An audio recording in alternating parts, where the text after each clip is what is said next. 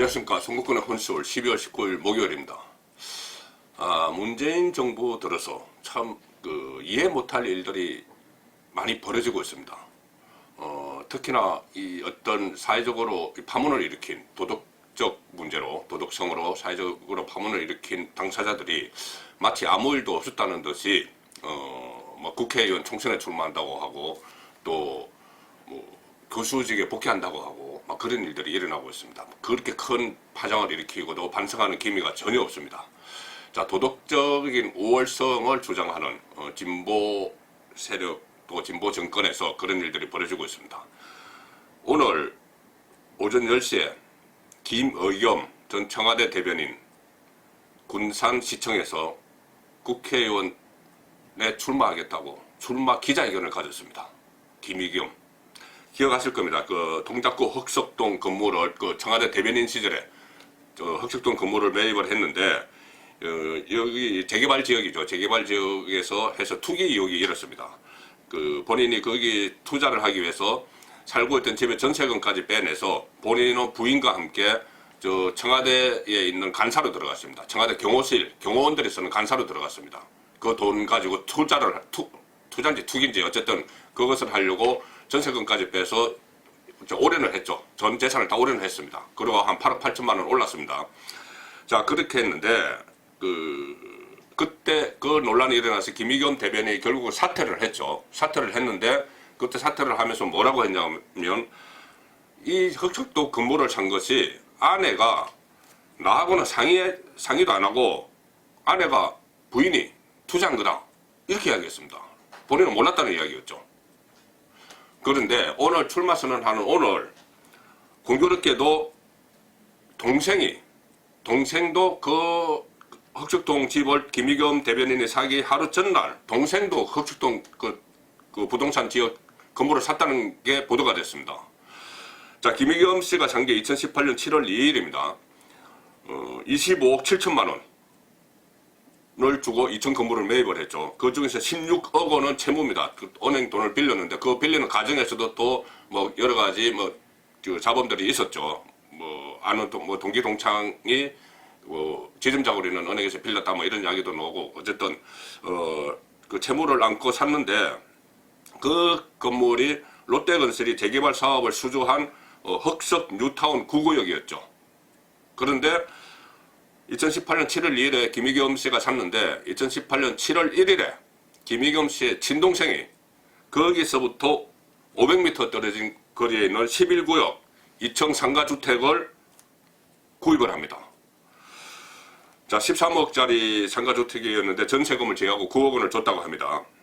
근데 그것도 지금 주변 부동산에 의하면 3년 후에 재개발이 시작되는데 그때 되면 입주권과 상가 분양권을 합쳐서 30억 원의 가치가 있을 거다 이렇게 예상을 하고 있습니다. 13억 원에 샀는데 김의겸 씨 건물도 25억 7천만 원에 샀는데 최근에 34억 5천만 원에 팔았습니다. 그러니까 1년 5개월 동안에 8억 8천만 원을 번 거죠. 자, 이렇게 되니까는 김의겸 씨가 어느 날 갑자기 또 이렇게 했습니다. 차액, 투자해서 생긴 차액을 기부하겠다. 8억 8천만 원. 기부하겠다 그러면서 본인이 그동안 그렇게 살아오지 않았다. 투기꾼으로 몰려서 괴롭다. 이렇게 이야기를 했는데 그때 설설 이야기가 나왔죠. 이 총선에 출마하려고 저러는 거 아니야? 그 이야기가 나왔는데 실제로 오늘 출마 선언을 했습니다. 그 전에 민주당 복당 신청을 했고 민주당 복당 한겨레신문 기자할 때 민주당 당적을 가렸다고 합니다. 그리고 탈당을 했었는데 지금 다시 복당 신청을 했고 또 군산에 선거사무실을 만든다는 그 보도가 있었고 그리고 마침내 오늘 군산 출마 선언을 했습니다. 이 김의겸 씨 사건이 저는 단순한 개인의 어떤 욕심, 자리 욕심, 돈 욕심 이런 것이라고 보지 않습니다. 진보 정권의 민낯이 조국에 이어서 다시 드러난 겁니다. 문제점을 제가 몇 가지만 한번 짚어보겠습니다. 첫 번째는 청와대 대변인으로 근무를 하면서 미공개 정보를 활용한 거 아니냐. 부동산 투자를 하는데, 투기를 하는데 미공개 정보를 활용을 해서 흑석동 재개발 지역의 정보를 미리 알고 본인은 물론이고 동생에게까지 야 저기 개발됐으니까는 저 사라 모든 돈 다 긁어 모아서 살아. 그럼 오른다. 실제로 8억 8천만 원 올랐고 동생은 뭐 10억 이상 또 오를 걸로 보이죠. 가족들까지 같이 미공개 정보를 공유한 의혹이 있습니다. 아직은 의혹입니다. 밝혀져야 합니다. 이건 분명히 밝혀져야 될 부분입니다. 조국 전 장관이 민정수석으로 있으면서 뭐 사모펀드 투자하고 이런 것도 미공개 정보 활용 의혹이 있는 거죠. 자, 그 다음에 지금 부동산 문제가 오늘까지도 계속 화제입니다. 부동산 그 투자 못하도록, 부동산 뭐 살기 어렵도록 투자 못하도록 꽁꽁 다 묶어놓고 대출도 묶어놓고 다 묶어놓고 본인들은 이 정권에 참여하고 있는 본인들은 개발 정보를 미리 알았는지 모르는지 뭐 그것은 아직 불분명하지만 본인들은 다 투자하고 투기하고 했습니다. 최근에 그 이야기 있었죠. 청와대 참모들 중에서 그 뭐 평균 재산이 문재인 정부 들어서 평균 재산이 부동산 그 가지고 있는 집값이 평균 3억씩 올랐다. 그런 보도까지 나왔습니다. 그러니까 본인들은 다 이 그 부동산 가격 상승 또 재개발의 혜택을 다 보면서 국민들에게는 하지 말라고 꽁꽁 묶는 거죠. 그 다음에 거짓 해명, 거짓말 문제입니다. 아내가 나와 상의하지도 않고 부인이 나와 상의하지도 않고 독자적으로 투자했다. 지금 그걸 누가 믿겠습니까? 동생이 그 전날 500m 거리에 있는 집을 건물을 또 샀습니다. 조국 전 장관도 인사청문회 또 기자간담회에서 했던 말이 전부 거짓말로 지금 다 들통이 나고 있습니다. 심지어 청와대도 뭐 유재수 감찰 무마나 또는 울산시장 선거 개입이나 이런 부분에 대해서 계속 거짓 해명을 하면서 말이 꼬이고 있죠. 거의 뭐 거짓말 정권이라고 부를만 할 정도로 국민들을 우습게 하는 그런 말들이 계속 쏟아지고 있습니다.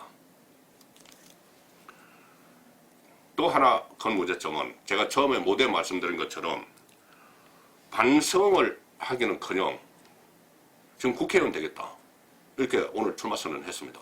그 전에 뭐 8억 8천만 원 차익 사회에 기부하겠다 이런 딱 절차를 밟아가면서 국회의원 되겠다고 나섰습니다. 마이크 앞에 섰습니다. 기자들 앞에 섰습니다. 거기에 대한 해명 또 무슨 해명을 했는지 저 아직 그 기자회견 내용은 못 들었습니다. 여기 아마 기자들이 물어봤을 텐데 그 부분을 또 어떻게 또 거짓으로 또 해명을 했는지 부인이 나와 상의하지 않고 투자한 것이다. 근데 동생이 그 하루 전날 찼다. 그러면 우연의 일치다. 뭐 이렇게 이야기했을까요? 제가 조금 이따가 살펴보겠습니다. 어떤 말을 했는지.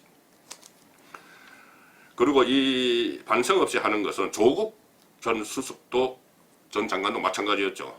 본인이 지금 3개 검찰청으로부터 동시에 수사를 받고 있습니다.